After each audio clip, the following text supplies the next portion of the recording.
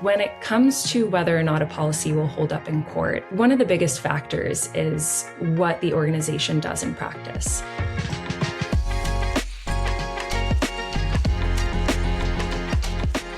Welcome to the TroopHR Podcast. I'm your host, Taylor Bradley. Have you ever handed a new hire a 50 to 70 page handbook and watched their eyes glaze over?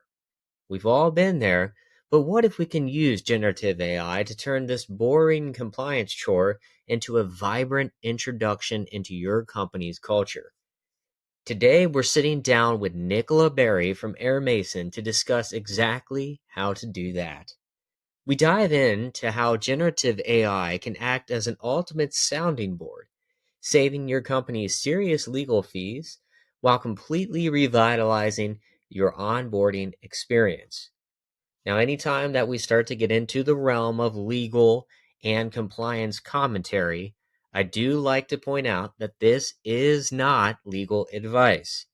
If you need legal advice, you should speak to your own legal counsel. But today we're going to start at the ground floor. I first asked Nicola, can she define what trust means to her? So that's something that I've been focused on in my work lately at AirMason is figuring out how technology applies to the way that we build trust with our employees through the handbook, through our policies, and through practices themselves. So something that I've been thinking about a lot has been, that historically compliance has relied primarily on authority-based trust. So has an attorney approved this policy? Great. It must be compliant and defensible, right? But as technology is moving so quickly, we have AI at our disposal. I'm thinking about how we can apply that. What systems can we create to save legal, save HR teams time from doing line by line approvals and actually focus more on the culture piece and how we're presenting this information to teams? I love that. And you draw a really interesting call out on the evolution of how employees are valuing trust. When we send out policies, when we take out new processes, employees typically don't ask, hey, Nicola, has a lawyer signed off on this, right? They want to know and feel that they're a part of the process, that they understand the process. And I have found that generative AI can be a great way for us on the back end before we announce new policies or new procedures to get an understanding of what are second or third order effects of that policy, what questions people may have, how can we be proactive in identifying blind spots that we may have to help build that trust. And what other ways are you using generative AI as a bridge for employees to build that trust with them? Right. That's a great question. So I think that using AI as a, proactive tool to kind of get things going, start building job descriptions and, reduce admin load is fantastic. I have been leaning into using AI, as more of a foundational tool. So how can it help me build out the foundation that I need to create, consistent policies, consistent processes across the board that, are true to our brand, true to the organization's internal practices, and also make sense to the team. And as you've gone about that journey, because my experience and my view of using generative AI has materially evolved from where it was several years ago, did you have any moments, maybe not even profound, but aha moments of, oh, this is actually a new, interesting way? Could you tell us about how you found some of those moments when using generative AI for this type of work? Absolutely. Yeah. So one of the biggest moments, and something that I've been working with our team on is how can we reduce the amount of time and budget that we're spending on legal? Historically, the way to kind of write and approve policies has just been that line by line review, red line approval, which is not only time consuming, but expensive. So I've been leaning into AI on that side of things. How can we leverage this human knowledge? Attorneys are crucial when it comes to compliance. We need them. There's no denying that. But the difference is, that's true. Right, exactly. how can we, leverage that knowledge and apply it repeatedly rather than coming back and having to kind of review the same types of policies or answer the same types of questions over and over again. So it sounds like what you're doing is new policy or Mm-hmm. procedure comes down the pike. You're using generative AI as the sounding board, but also working with it to say some of the prompts I've seen in the past are act like a lawyer and how would a lawyer write this or what are some of the call outs and doing some of that groundwork. But then most importantly, then going to your SMEs like your lawyers for them to review a more finalized product and then sign off on that as a way to cut down the hours that you may be utilizing for them, or in most cases, their paralegals on the development. Is that somewhat of an accurate capture of the process that you've developed? Right, exactly. So when it comes to policy logic, for example, using AI to extract, and kind of distill this full legislative text, sometimes it can be pages upon pages, 10 pages of legislative text. We use AI to actually extract what's most important, what's required, run it through, HR and legal approval to make sure that everything that actually is required and needs to be included in a policy makes sense. And then we can use that kind of human knowledge and touch to touch on nuance. Where can we be flexible for things like tone? Perhaps there are specific internal procedures for any given policy. So that's how we're using it, and that's how we're starting to kind of build within our product and processes. I love that. I also need to find out where you're getting 10 pages of legislation material instead of like 300. That's exciting, but the context window is big enough in AI that it can handle all of that stuff now. But a great use case. Now, that's more explicit knowledge, knowledge that's very binary of the law says this. Then you touched on something that was really important is nuance. And this can be from internal precedent or interpretation of the laws and utilizing humans. So when it comes to that type of knowledge, I've noticed that there can often be inconsistency in the way that we document it or retain it. How are you trying to either use generative AI or use the time that you've now freed up to start addressing those inconsistencies in our more tacit knowledge that we may have? We use the technology and we use AI and all of these frameworks that we're building to cover the compliance and the defensibility piece, which, as you said, frees up more time for me, frees up more time for HR teams to actually focus on the culture and, how they want to present this information to their teams, which is paramount because, I think a lot of times HR teams face pressure from senior leadership saying, will this hold up in court? That's the most important thing. That's all that matters. And the culture piece kind of falls by the wayside. The employee handbook, all of these policies, each employee's entry point to the company. It's the best time to establish clarity, be clear on culture, how we work, and really make it something that is exciting to engage with and not just, a legal document or, not just checking a compliance box. I'm with you on that. Again, lawyers are fantastic. I think I'm likely even legally obligated to say that. But when it comes down to writing material that employees can understand, the legalese can sometimes get in the way of the messaging.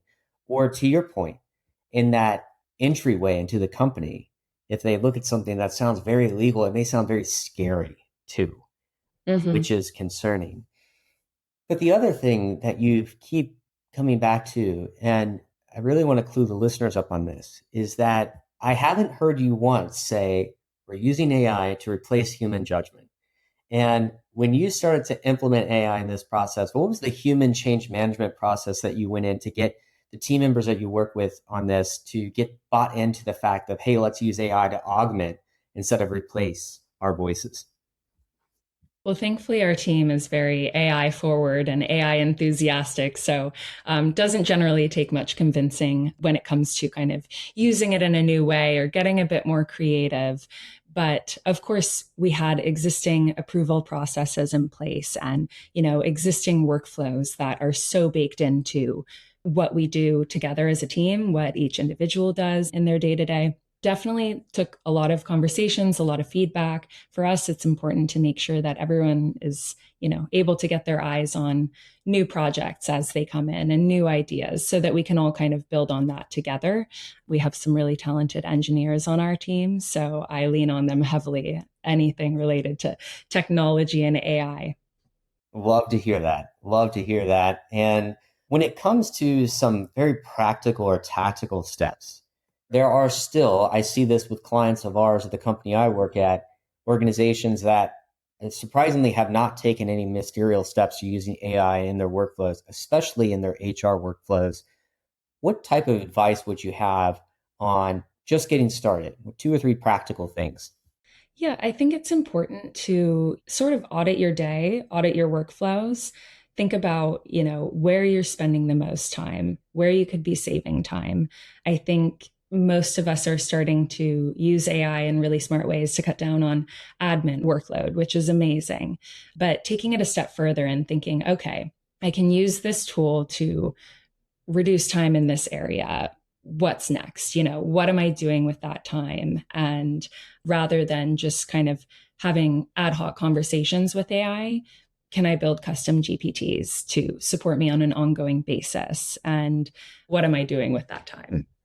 The time being freed up has been the biggest breakthrough for our team, and empowering our team to be able to go focus on those tasks that human judgment is critical or compassion is critical.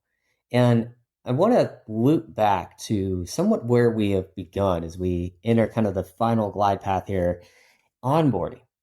It's the earliest opportunity to drive clarity and buy-in. Yet it does feel like most companies treat either handbooks, for your point, or onboarding material as a checkbox rather than as a source of leverage. So, Gen AI or not Gen AI, when it comes to onboarding, what advice do you have for HR leaders that they should embrace in their onboarding to get more leverage from it? I would say get everyone involved, make sure that you're super clear with leadership on what your values are, what the culture is that, you've created and you want to maintain, and how you're presenting that to new hires. And when it comes to getting feedback from your employees on that process, how are you creating that feedback mechanism for them in onboarding so that you can clear up things like ambiguity or friction? What are you doing internally? And then what advice would you have for folks to make sure that that feedback loops exist in their onboarding processes? So, what we do internally is, make sure that the onboarding process is as engaging and interactive as possible. Our handbooks present as more of a Canva style presentation. You can have videos, interactive elements.